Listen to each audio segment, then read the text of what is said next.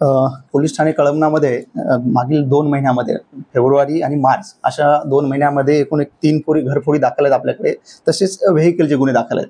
त्यामध्ये आपण जवळपास 30 ते 35 फुटेजची पाहणी केली. परिसरामधील शासकीय व खाजगी असे फुटेजची पाहणी केली.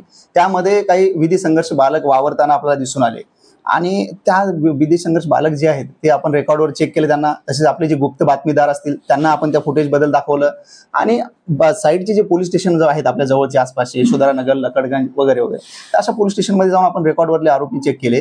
त्यामधून काही गुप्त बातमीदारांनी आम्हाला सांगितलं की सर, यामधील हे जे विधी संघर्ष बालक आहेत त्यांना आम्ही ओळखतो आणि आमचाही संशय त्यांच्यावर हे झाला आणि आम्ही त्या 4 विधी संघर्ष बालकांना ताब्यात घेतलं आणि त्या 4 विधी संघर्ष बालकाकडून आम्ही एकूण पोलीस ठाणे कळमना दाखल 3 घरफोडीचे गुन्हे उघड केले. तसेच 2 मोटर व्हेकल बाईक चोरीचे गुन्हे उघड केलेले आहेत.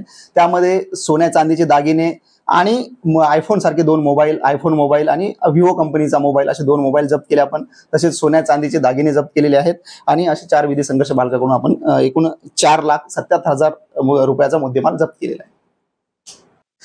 सदर कारवाई आम्ही माननीय zone 5 sir Niketan Kadam sir यांच्या मार्गदर्शनामध्ये, तसेच कामठी विभाग ACP sir Shri Vishal Sagar sir आणि आमचे पोलीस ठाणे कळमनाचे senior PI sir Shri Kale sir यांच्या मार्गदर्शनामध्ये आमचे तपास पथकाचे टीम, आमचे पोलीस हवालदार रविकुमार शाहू, पोलीस हवालदार प्रदीप पवार, पोलीस शिपाई मंगेश लोही, पोलीस शिपाई संतोष पांडे, पोलीस शिपाई संदीप ढाले, हे आमच्या या टीमने काम केलेलं आहे.